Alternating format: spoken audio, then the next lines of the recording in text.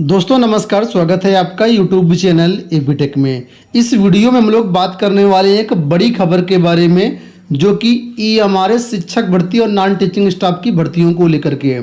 आप लोग जानते हैं जुलाई के महीने में एकलव्य मॉडल रेजिडेंशियल विद्यालयों की तरफ से पहले 4000 पद का पीजीटी और नॉन टीचिंग स्टाफ का विज्ञापन आया था। उसके बाद 6329 पदों पर टीजीटी और अन्य कई सारे पदों का विज्ञापन जारी किया गया था।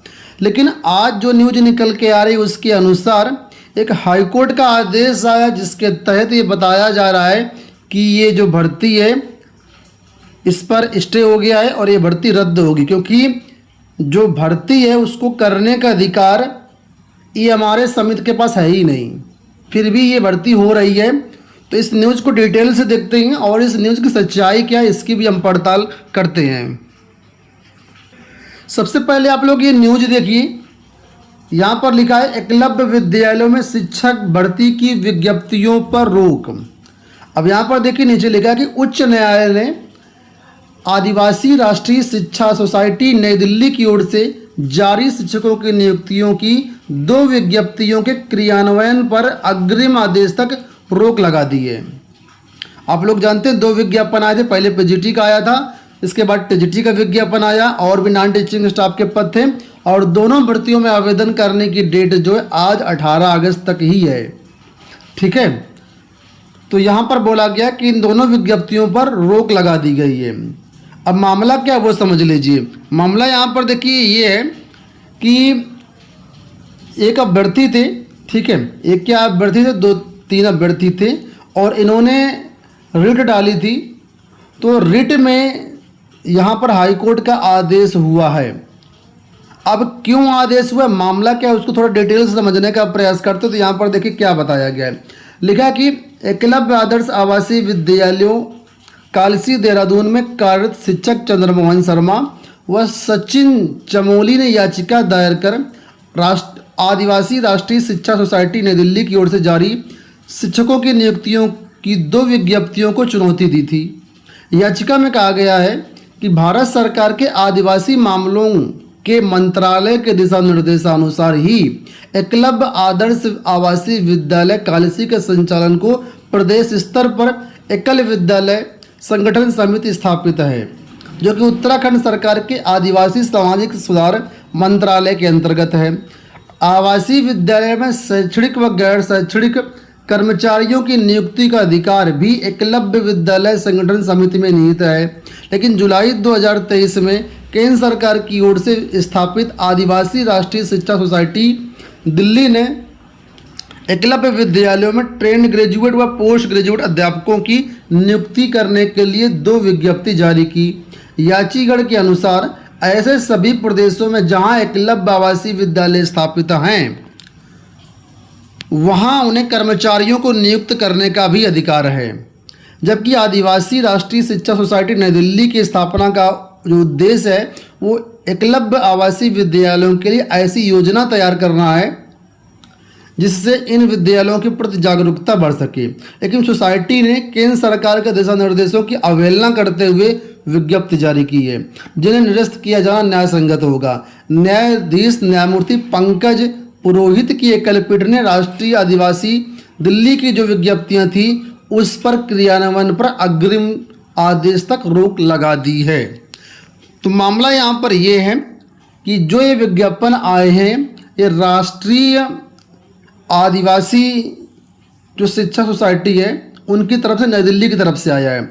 और यहाँ पर अभ्यर्थियों द्वारा यह कहा गया है कि जो इसकी नियमावली है उस नियमावली के अनुसार जो राज्य हैं हर राज्य में भी राज्य स्तर पर जो एकलव्य आदर्श विद्यालय समिति है और राज्यों को भर्ती करने का पूर्ण अधिकार है, चाहे वो टीचर की भर्ती हो कर्मचारियों की भर्ती हो, राज्यों को भर्ती करने का पूरा अधिकार है। और जो राष्ट्रीय आदिवासी शिक्षा सोसाइटी है नई दिल्ली उनको भर्ती करने का अधिकार है ही नहीं, फिर भी विज्ञापन जारी कर दिया गया।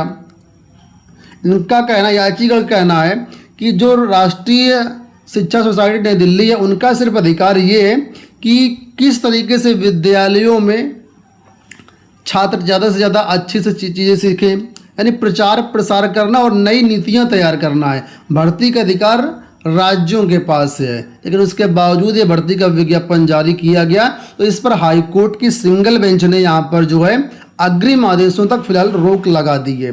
तो यहाँ पर देखिए नैनीताल से खबर प्रकाशित है और इसके बारे में देखो यहाँ बताया चंद्रमोहन शर्मा और सचिन चमोली ने दायर की थी याचिका और दोनों भर्ती परीक्षाओं में जो है रोक लग गई है। अब इस न्यूज को बहुत से लोग फर्जी बता रहे हैं, बहुत से लोग सही बता रहे हैं। इसकी पड़ताल के लिए हम लोग ऑफिशियल वेबसाइट पर चलते हैं। तो यहाँ पर देखो जस्ट मैंने अभी emrs.tribal.gov.in ये ऑफिशियल वेबसाइट है राष्ट्रीय आदिवासी छात्र शिक्षा समिति की, और यहाँ पर हम लोग आए हैं। तो यहाँ पर देखिए सबसे जो लेटेस्ट न्यूज है वो ये है guidelines for 4th EMRS national cultural and literacy fest and कला उत्सव 2023। यही बिल्कुल रिसेंट न्यूज है। यहाँ पर नीचे तरफ आएंगे तो कहीं पर भी अभी स्टेज संबंधी कोई भी नोटिस यहाँ पर जारी नहीं की गई है। ठीक है, तो फिलहाल अभी ऑफिशियल वेबसाइट पर ऐसी कोई भी अपडेट नहीं है। लेकिन अगर इस न्यूज की हम पड़ताल करें कि न्यूज कब की है, क्या कोई पुरानी न्यूज है, तो उसकी पड़ताल के लिए हम लोग यहाँ पर देखिए दैनिक जागरण का जो ई-पेपर वहाँ पर आ चुके हैं। और यहाँ पर अगर आप देखोगे, आई थिंक आपको दिख ना रहा हो, तो यहाँ पर देखोगे डेट जो पड़ी हुई है आज 18 अगस्त की ही पड़ी है। 18 अगस्त 2023 दैनिक जागरण उत्तराखंड ये है पेपर। आप लोग यहाँ पर देख सकते हो, खुद जा कर के वेबसाइट पर आप लोग जो है चेकआउट कर सकते हो। ठीक है, यह आज का जो भी समाचार पत्र है उत्तराखंड वाले अभ्यर्थी इसको अच्छे से बता सकते हैं। बाकी आप लोग जो दैनिक जागरण की वेबसाइट है वहाँ पर देख लीजिए, आज 18 अगस्त की डेट में ये न्यूज प्रकाशित की गई है। तो देखिए अगर बात कर लेते हैं हम लोग, क्या है भर्ती स्टे होगा, क्या होगा, रद्द होगी, तो अभी ऐसा कुछ भी नहीं कहा जा सकता है।